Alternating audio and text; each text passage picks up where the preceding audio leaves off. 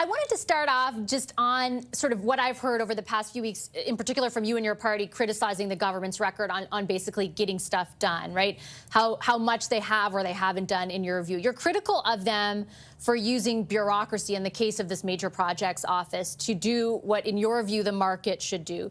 But you also criticize them for getting nothing done. Don't you need government to expedite stuff, particularly when you're building big projects of national interest, whether through this vehicle of a major projects office or something else? Don't you need that to get something done fast? Well, that was the expectation, that it was going to be done fast. Instead, it took 5 months to set up an office that will one day consider approving a project. And right now, we've got no projects permitted. We've got no shovels in the ground. We just have an office as our economy is in free fall, given the numbers, even just last week. Look, more bureaucracy and red tape isn't a step in the right direction, and we'll never say that it is. It's just another mechanism for the Liberals to pick winners and losers rather than letting the market decide. Like you said, the projects need to go ahead. And there are a lot of things that you can do in order to have proponents ready to invest in Canada and build these projects.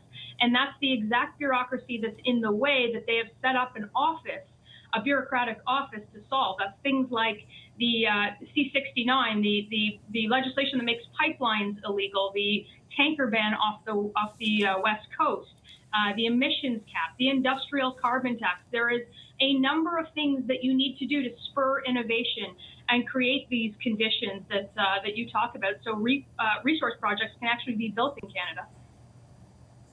The one thing I would quickly point out, just one caveat to what you point out, like the C-69, for example, the impact assessment, it doesn't make pipelines illegal. In your party's view and in the industry's view, it sets an environment that makes it harder for a private proponent to come forward.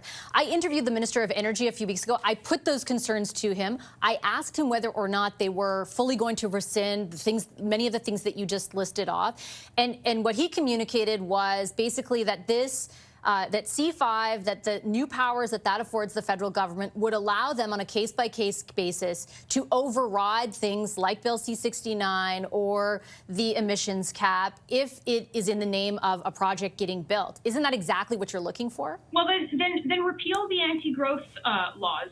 Reward those who actually build. Protect Canadian innovation. Again, there are lots of things that you can do in order to make these conditions possible. You know, Mark Carney said the first time, the Prime Minister said that he would have a list at the First Minister's meeting, you know, almost 5 months ago, and still there is no list. There is just an office.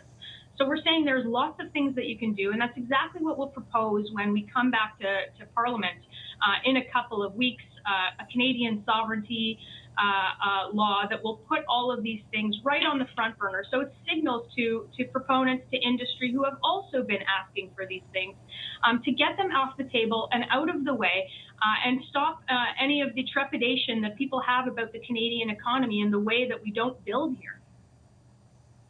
And I do understand the concern where speed is relevant here, like, you know, the pace at which this stuff is unfolding.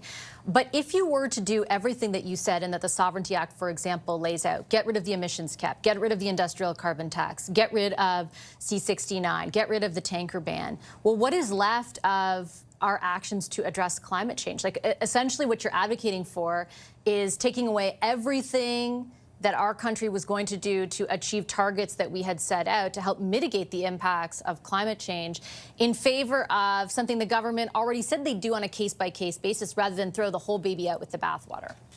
Look, I've said this, and everybody else has said this during the election, after the election, and Canadians know that we're in a generational crisis, and it is absolutely the time to build. These are the things that are going to allow us to get these national projects off the ground. These are the things that industry has called for. These are the things that have stopped investment in our country. And these are not the only things that they've moved slowly on. We still have a housing crisis. We have an immigration crisis. We have a cost of living, a youth unemployment rate that is at levels, according to CBC, that hasn't been seen or that has only been seen during recessions. All of these things are still very much on the front burner. So when we criticize the government about speed, it was them that put all of these things on the table, saying that we were going to move at a fast pace. We're 5 months in. Parliament hasn't sat. We still haven't seen a budget, although posted the largest deficit, larger than the last Prime Minister even. All of these things are going to be discussed in Parliament, but we're not going to stop pushing the government on accelerating the pace of all of their promises and all of the conditions that they set. No, I understand that. And like I said, I get the criticism where speed is concerned. And certainly we have questions for the government in that vein as well, from the media's perspective on behalf of Canadians. But my question to you was more around, like, getting rid of your entire climate plan is a very drastic move, but you can augment the impacts, the negative economic impacts of some of the policies you mentioned on a case-by-case basis, which is what they're promising to do. The economy and the environment aren't mutually exclusive. They never have been. We can do things in Canada by displacing the dirty dictator oil that is being bought from countries that are way worse than us. These are ways to mitigate the environment in a real way by putting Canadian workers at the forefront, by putting Canadians at the forefront, by putting our economy at the forefront, and by putting, construction and manufacturing and the industries that we thrive in at the forefront, so that Canadians can take home more of what they earn and live the life that they were promised. But in essence, if we are doing that, let's say, for example, we take your party's proposition that we export a ton of oil and LNG to China, and we supplant, in particular with the case of LNG, their use of coal. We are therefore depending on China as an export destination to displace the United States, a country your party is very critical of any economic ties to, including, for example, loans the government has made through the whole ferry project. Like, is there not some hypocrisy inherent to that? It is this government, particularly on LNG, this government that turned away the Chancellor of Germany, the leadership of Japan, saying there was no business case to do any more on LNG.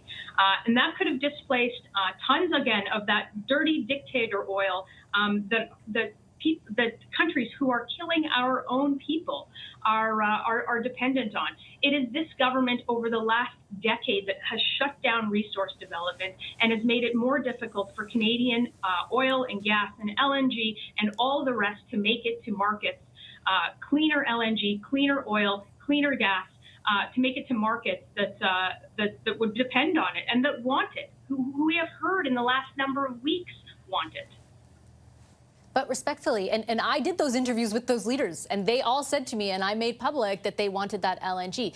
My question was not about what the government is doing. My question was about your party's position, which is, we'll be able to, meet our climate change obligations by using China as an export destination for things like LNG, even though you don't want China helping to build ferries, for example. Like, is there not some inherent hypocrisy to the conservative position? As our primary LNG export. We want to, but you want them to buy all our oil. We want to extend our LNG exports to people who have asked for it, to people like the Germans. Look, they built their own LNG facilities in like 190 days from start to finish. Other countries in Europe have approved theirs and will have theirs done in 6 months. We're not even on the field when it comes to a place to buy cleaner LNG from. And we can displace lots of that with other countries who want it and expand our trade relationships. Okay, I'm going to leave it on that note. I'm out of time. I appreciate your time as always, Ms. Lantsman. Thank you so much. Thanks so much.